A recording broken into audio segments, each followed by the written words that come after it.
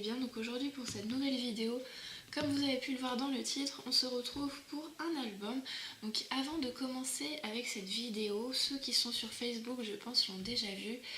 Je vais partir en Belgique l'année prochaine et ce sera pour mes études. Donc je partirai minimum pour 3 ans je pense. Et pour ça, j'aimerais faire un joli album qui me permette de mettre les souvenirs, les choses que j'ai visitées, pourquoi pas quelques photos, quelques aquarelles.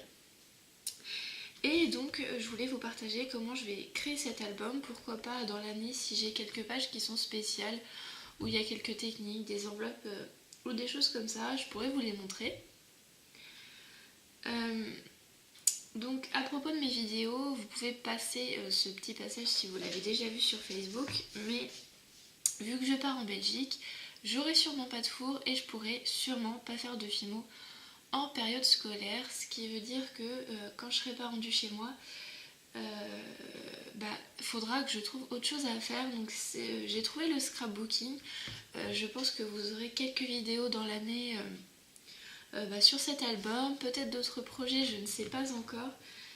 Pour l'instant, c'est quelque chose que je découvre, que j'ai découvert avec l'agenda que je vous ai montré en janvier, que j'ai recustomisé pour le coup pour l'année scolaire 2016-2017.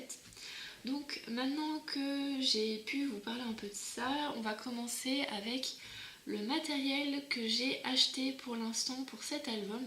Donc j'ai pas tout, j'ai pas encore le tissu parce que j'ai pas trouvé celui qui me plaisait vraiment.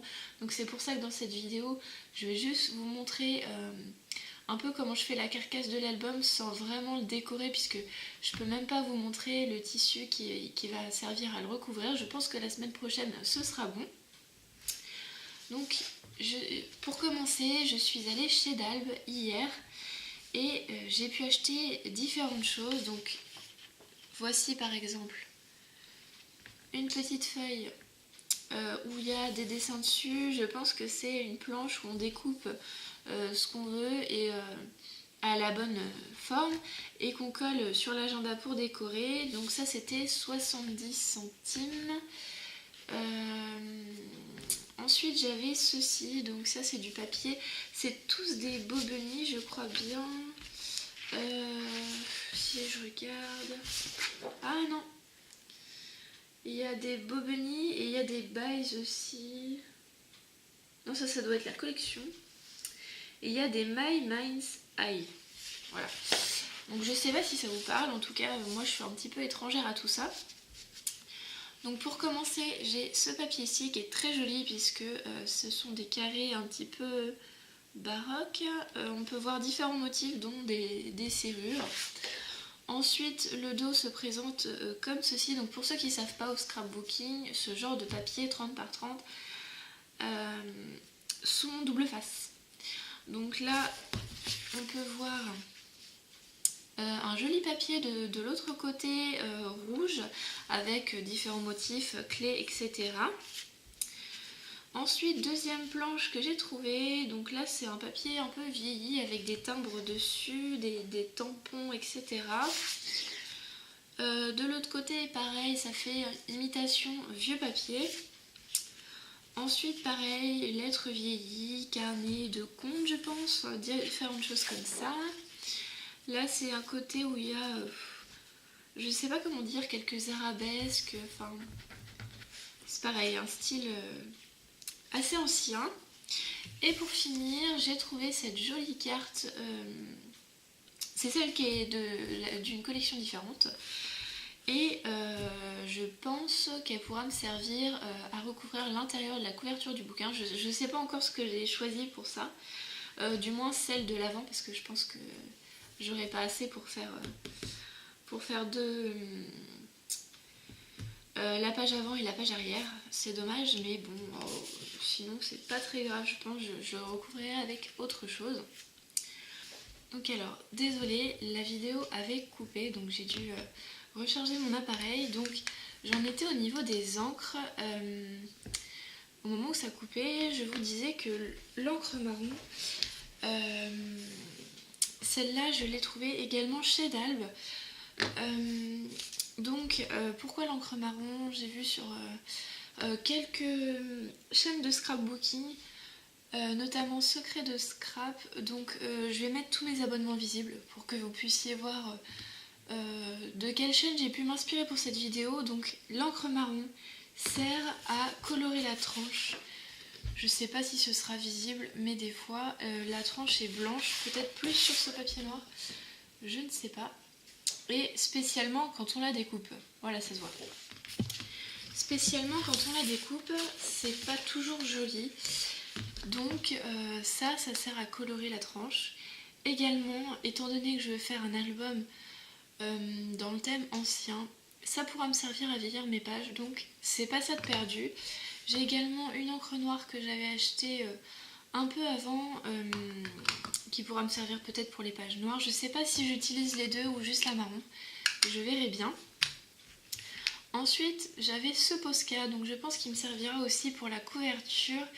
Si jamais j'ai envie de faire des petits décors, si j'ai acheté un tissu uni, je sais pas encore. Ensuite, donc pour d'albes, j'en ai eu pour, je sais pas si c'est là, si. Pour d'albes, j'en ai eu pour 8,45 €, donc l'encreur et les 5 feuilles, c'est ça, voilà, avec la planche à découper et les 4 feuilles. Donc ensuite je suis allée chez Bureauterre et cette fois-ci j'en ai eu pour 11,63 €. Donc j'ai acheté une plaque en carton que vous ne verrez pas dans cette vidéo, elle est trop grande, elle doit faire 2 mètres par 1 mètre. C'est une planche en carton à découper. Alors je sais plus du tout le grammage, je pense que ça doit être elle doit faire un peu moins d'1 millimètre en épaisseur. Et ensuite j'ai acheté ça. Donc qu'est-ce que c'est? C'est une ramette de papier, je l'ai choisi crème, toujours pour aller dans le thème. Celui-là c'est du 80 grammes, donc si je vous en montre un, c'est un papier pas trop fin, pas trop épais, assez souple quand même. Je pense que, ouais, que ça peut être du papier à imprimante aussi. Je sais pas du tout. Je sais pas du tout. Bref, du 80 grammes pour faire les pages, je pense que ça me suffira. Peut-être que je mettrai des photos sur mon album, mais je pense pas les coller, je pense les scotcher. Donc ce sera pas un gêne. Il y aura pas, je pense qu'ils auront pas à gondoler si je les scotche. Donc voilà. Ensuite, les affaires que j'avais déjà. Donc cette éponge qui me servira à ancrer le bord de mes pages. Donc c'était une éponge toute simple pour l'argile. Et je crois que c'est tout. Si, j'avais aussi du fil à broder, couleur crème, donc ça ce sera pour faire la reliure.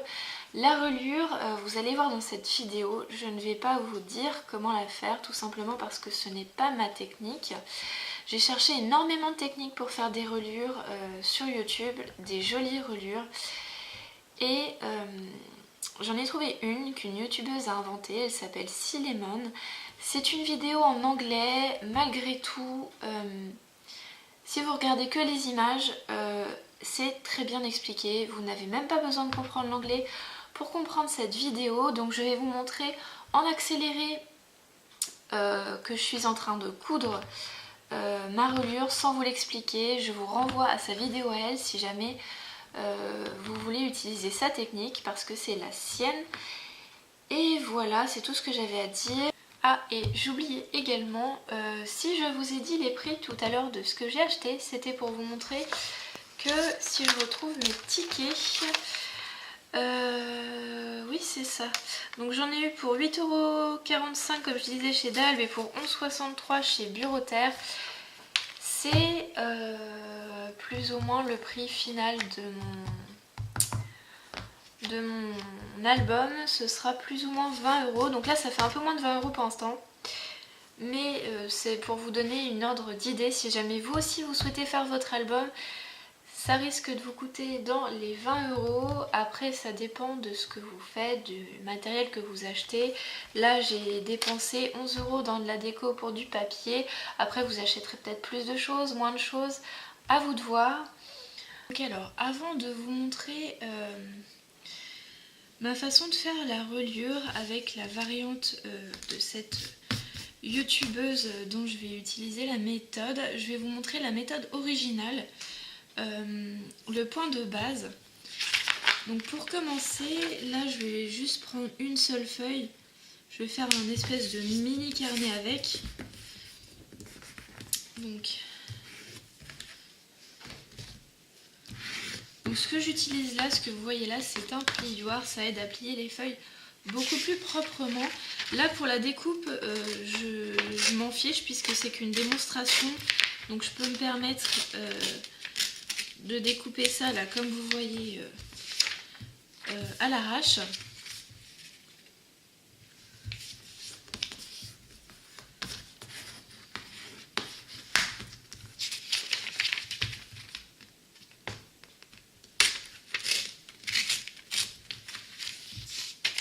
Donc là je fais mes petites pages.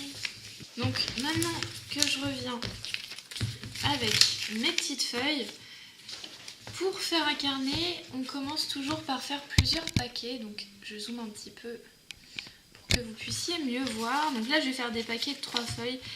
Mais ce que j'ai utilisé pour le vrai carnet, c'est des paquets de 4 feuilles chacune. Donc normalement on ne plie pas les feuilles comme ça, je vais vous montrer comment on les plie à la base. Quand vous avez votre carnet à faire, ce que je préfère faire moi, c'est les plier une par une et bien insister avec le plioir car comme ça la pliure est plus nette, il n'y a pas de petits faux plis, de trucs moches qui arrivent. Le plioir permet aussi de ne pas laisser, si jamais vous avez les mains, enfin pas sales, mais de ne pas laisser de petits trucs dessus, ni de tacher la feuille. Donc là maintenant que j'ai mes petits paquets de feuilles, donc le dernier sera à 2, c'est pas bien grave. Là je le replie à l'arrache, hein, c'était juste pour vous montrer pour le deuxième. Donc maintenant que j'ai mes petits paquets de feuilles, ça on appelle ça des signatures. Quand on fait des carnets, donc des signatures, c'est justement ces paquets de feuilles doubles que vous avez pliés, rejointes ensemble. Donc il peut y en avoir par 5, par 10, là 4. Je trouve que pour moi c'est suffisant, ça permet de... quand on les plie et qu'il y a trop de feuilles, généralement au bout elles sont pas toutes au même niveau. Donc le fait d'en mettre le moins possible, comme 4 par exemple, ça permet de les mettre à peu près au même niveau. Donc là c'est un faux carnet, donc de base elles sont mal coupées les feuilles, mais normalement si vous regardez les feuilles que moi j'ai faites, elles sont toutes à peu près le plus possible au même niveau. Donc maintenant que j'ai mes petites signatures, le but c'est de commencer par les percer. Donc là on a nos 3 signatures. Généralement pour les livres normaux il y en a plus, mais là c'était la démo. Donc je vais utiliser mon fil de broderie pour mon livre normal. Là j'ai juste besoin d'un fil assez... enfin d'un n'importe quel fil. Là c'est un fil... oh, je vais peut-être utiliser le fil à broder pour ce tuto, ça va être beaucoup plus simple. Pour vous montrer, il est plus épais. Donc dans les fils à broder, il y a toujours 6 fils sur le même. Donc là j'en prends qu'un seul. Là maintenant que j'ai mon fil, je vais prendre ma première signature, comme ça. Et le but de ce point, c'est de commencer par une des extrémités, voilà. Donc on insère l'aiguille dedans. Le nœud que vous avez fait, il faut qu'il soit à l'extérieur. Ensuite, il faut ressortir par le point numéro 2. Donc, je vous mettrai le PDF que j'ai trouvé juste en dessous de cette vidéo. Il est plutôt bien expliqué. Donc, le point numéro 2, pour eux... Attendez, que j'essaie de le trouver dans l'autre sens, c'est pas facile. Donc, ça, c'était le point numéro 1. Le point numéro 2, c'est celui qui est à l'autre extrémité. On le ressort de ce côté-là. Ensuite... il faut prendre une deuxième signature et le mettre dans le point de l'étape numéro 3. Donc là, je vous montre les deux signatures. Le point de l'étape numéro 3, c'est celui qui est juste au-dessus. Ah, si j'arrive à rentrer dedans. Donc pour l'instant, ça ressemble à ça. Voilà, les deux sont liés à cet endroit-là. Ensuite, on le refait sortir par le point numéro 4. Donc c'est ici. Donc dans la signature du dessus, hop, on fait ressortir Oups. On fait ressortir le fil de la signature du dessus et ensuite qu'il faut replanter l'aiguille dans celui du dessous, le point qui est juste en dessous. Donc ce qui donnerait ça, là comme ça. Ensuite, quand vous avez ça, donc là vous retournez votre carnet. Ça c'est le premier qu'on a pris, le fil qui part d'ici, vous voyez. Quand on a fait le point 1 jusqu'au numéro 2, c'est allé ici. Et là l'étape numéro 5, c'est de passer en fait dessous le fil pour faire une sorte de petit nœud. Donc voilà ce que ça donne.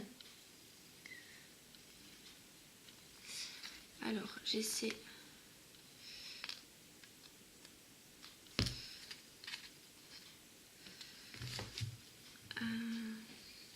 Attendez, j'ai un petit souci de dédoublement de fil là, voilà.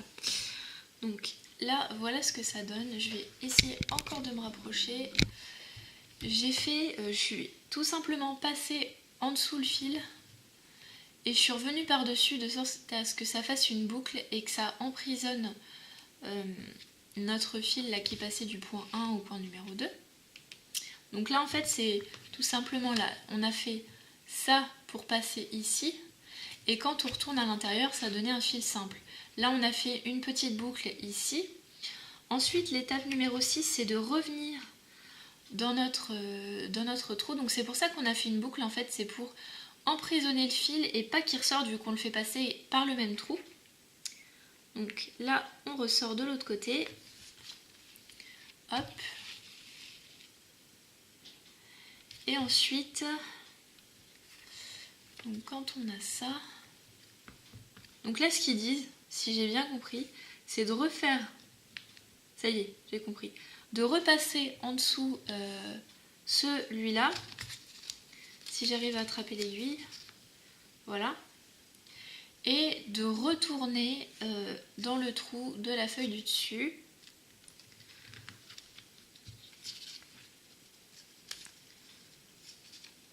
Donc, une fois que j'y suis,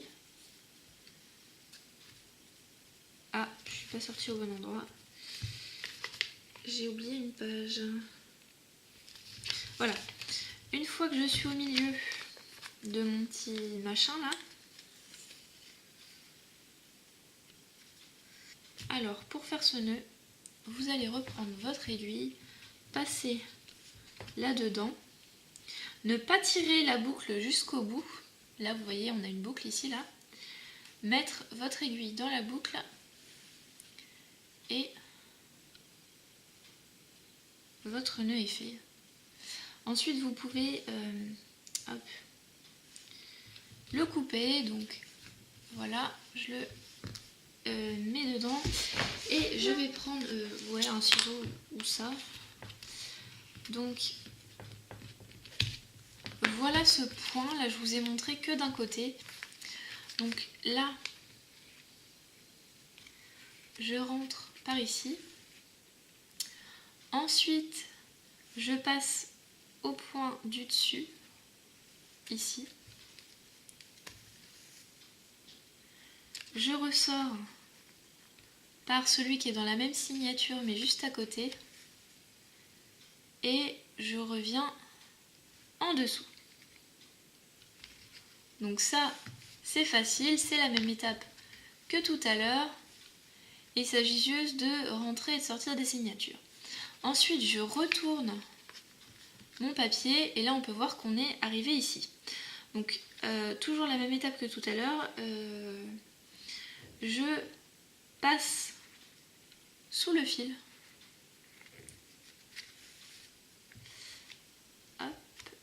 donc là, voilà. Ça me fait une boucle, donc je tire au max pour que ce soit bien serré. Donc pareil quand vous faites vos coutures, là les miennes sont pas serrées du tout. C'est la première fois que je le faisais, mais vous serrez-les parce qu'après il peut y avoir du jeu entre les pages, regardez comme ça là. Et ce serait gênant, donc là c'est qu'un entraînement, mais le but c'est de faire ça. Ensuite, une fois que j'ai fait ma boucle, je ressors toujours dans le trou de l'autre côté. Ensuite, le but là c'est de faire une boucle, de passer dans là en fait je suis passée, je vous le remontre, je passe sous le fil et j'essaie hop de libérer mon aiguille. Donc là je suis passée en dessous et je ressors par le trou qui est dans le feuillet du dessus, enfin dans la signature du dessus, et c'est là que j'arrête mon fil, que je fais un nœud. Donc pareil, une boucle, je repasse avec l'aiguille dans la boucle que je viens de créer et ça fait mon nœud. Là je tire bien, je remets l'aiguille dedans et j'arrête le fil. Donc là j'y vais vraiment à l'arrache, faites ça proprement, j'y suis même là avec mon petit machin, il y a des fils qui dépassent, bon moi ça me gêne pas.